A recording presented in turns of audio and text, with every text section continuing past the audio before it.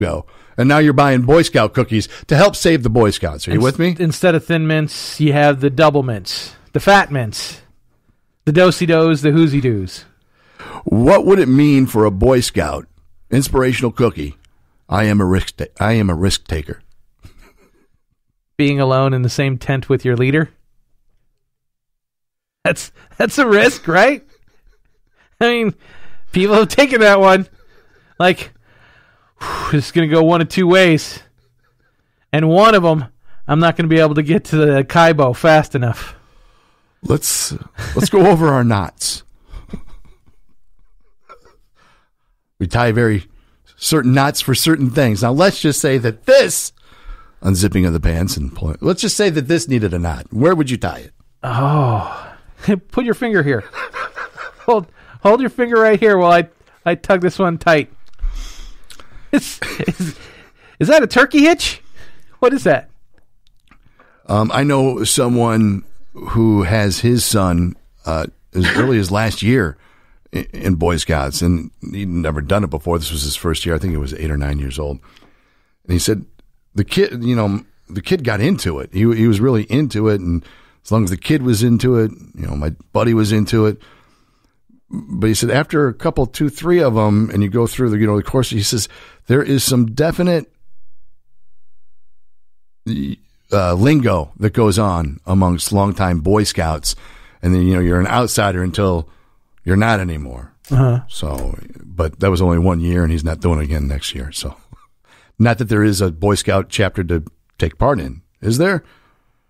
Yeah, I mean, I don't think it's completely. There's still. I know, like, if they're going to shut the whole thing down, then. But then there's other forms, like there's Indian guides and stuff like that they still do too. Indian guides is very much like the Boy Scouts, it's just local chapters of different things. It's similar, just not on the same national level. I mean, there was, like, when I was in the Boy Scouts back in the 80s, it was like you'd go to these jamborees and there'd be 2,000 people at these jamborees. Everyone dressed up with their patches on. You'd have your patches on, you'd have your neckerchief, you'd have your Boy Scout hat, and there'd be different. Some people would have the like the whatever, like the one that looks like the steak and shake, cook hat, the Boy Scout hierarchy running through. Absolutely, the celebration, and they love to do things like to you. They'd say, "We're going to go on a snipe hunt tonight." And they'd always tell you, like, "We're going on a snipe hunt tonight," which means nothing. There was no snipe hunt.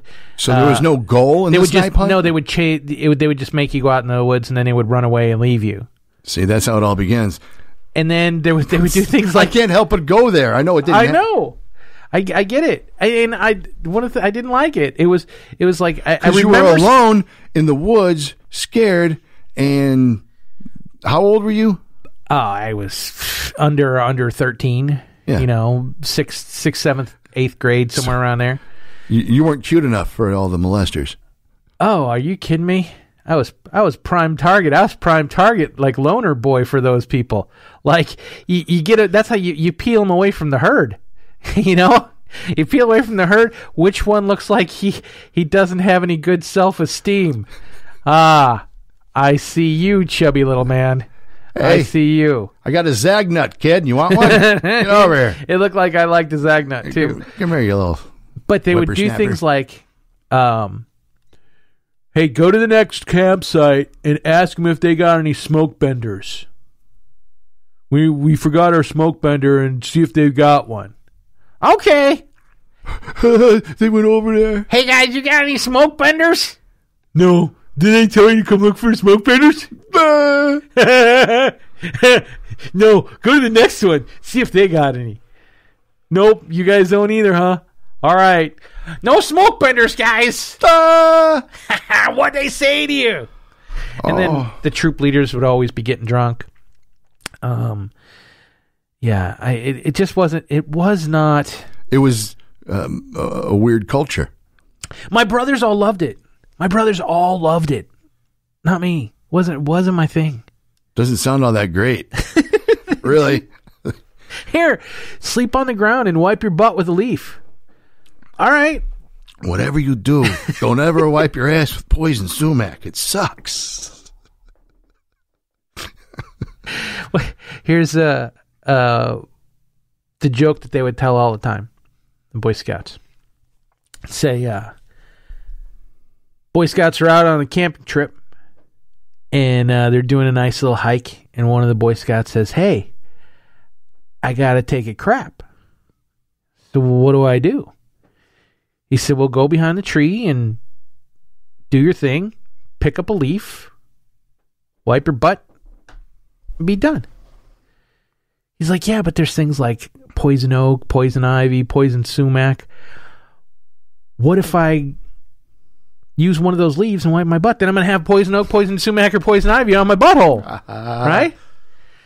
Little blisters, pustules. Well, so he says, do you have $1? And he says, yeah, I have $1. He says, well, go behind the tree, do your business, take the $1, wipe your butt, come on back. I said, well, that's a good idea, I guess. It's better than poison oak, poison sumac, poison ivy. So he's back there, and you can hear him grunting. Trying to push out the sloppy Joe he had 3 hours then ago. Out of nowhere, just screaming, wiping his hands on the grass like, oh my God, what the fuck? He said, what's the problem? He said, 3 quarters, 2 dimes, and a nickel just don't work. All right, we'll be back on the Big Tom West Show. You're listening to the Big Tom West Show. Sit on your fingers and stay a while. Have you ever been to a massage parlor? I'm not talking about hand job hut. I'm talking about legitimate. No, I've never been to like a massage parlor, but I've had one of those massages where they you sit in one of those things. You sit in that chair and like face. It's like sitting in a backwards chair, and you just sit forward and put your face in this thing. Like a Brookstone? Yeah, sort of something like that. You know what I mean? You'll see they're giving the 15-minute massage out in the mall. Although I have been to one of the other massage parlors, but that was at somebody's bachelor party, and a great story for another day. And I got stories about hand job huts all day long. But that's not the reason I brought it up. It always people. I know people who go and it's like, yeah, can't wait. I'm getting a massage Wednesday at 2:45, and that whole concept is just foreign to me. To walk into a place, disrobe, get on a table, and have anybody just start rubbing on you. I don't like people rubbing on me. Like if someone comes up behind me like, hey, how are you? And they start rubbing my shoulders like, okay, get off. That's personal space issues. Yeah, but I'll give you a hug all day long. Absolutely. But don't be grinding on my shoulders and what are you doing back there? Get out of here. Right. You know? I get it. I feel like you're going to hold me down and teach me about prison. Actually, I feel like I'm an altar boy again. Can't even get the Snickers and a Coke this time. Hell.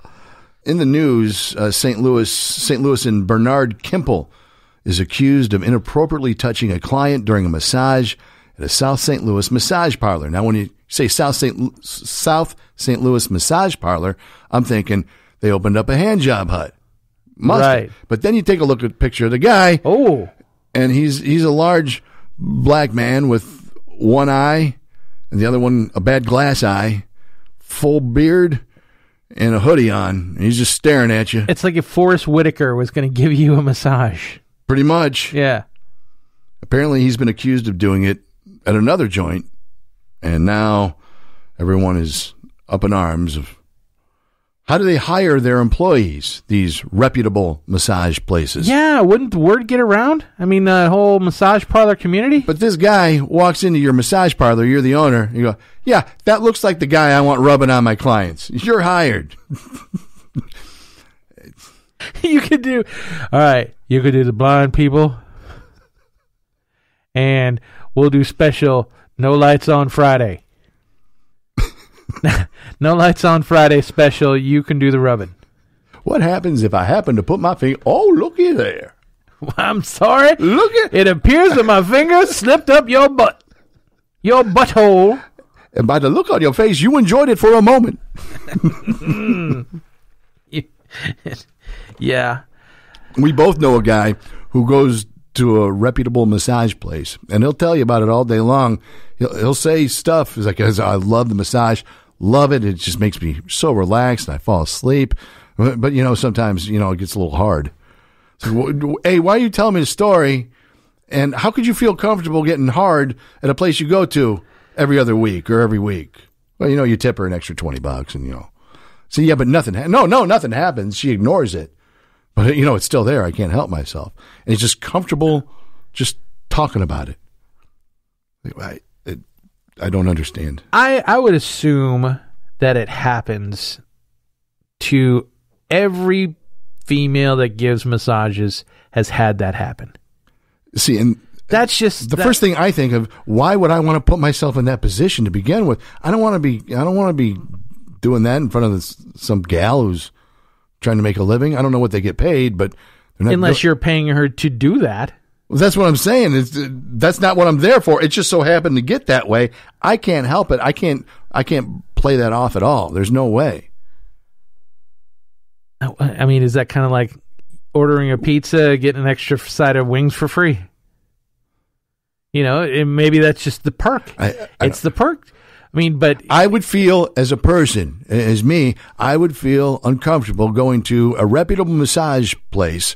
Let's say I did enjoy it and I did fall asleep and then flip me over and then, little Elvis is popping up. That would make me uncomfortable, embarrassed, and want to say, okay, time to go. Done. But I imagine that it happens to them so much that they're not uncomfortable. But I still am, and I guess I'm doing this for my enjoyment, right?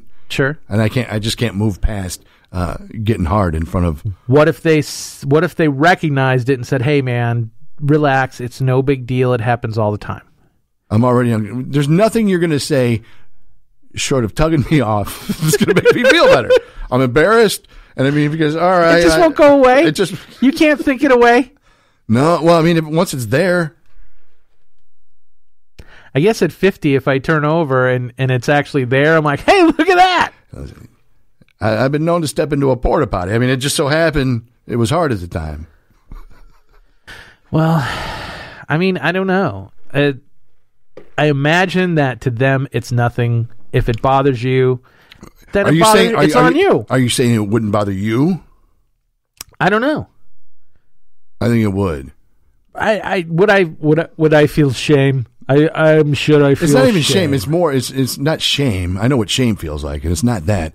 It's more like just embarrassed. And I get that, and I probably would be. I probably would be now. And then in my mind, it goes, as soon as, oh yeah, I had another one get hard. You should have seen this guy though. I mean, he was exceptionally small. I mean, he was cute and everything.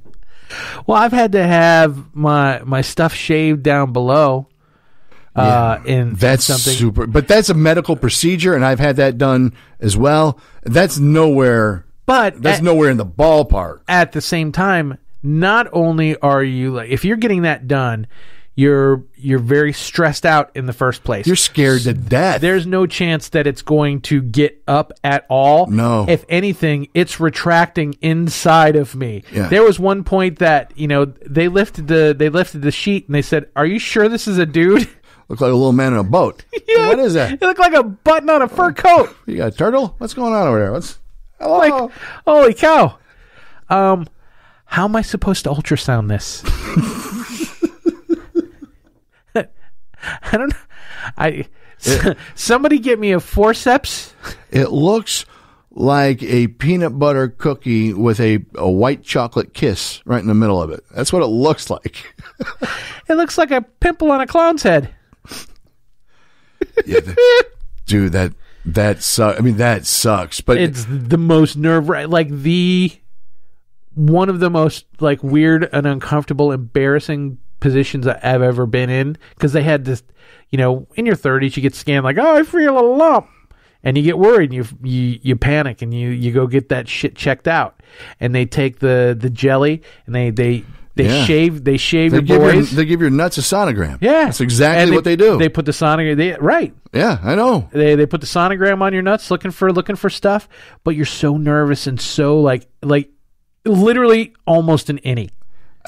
I remember just telling myself, deep breaths, and it was over with. And it's like, good thing that's done with. Right. at least when you were done. But what do you think goes through their brains? Nothing.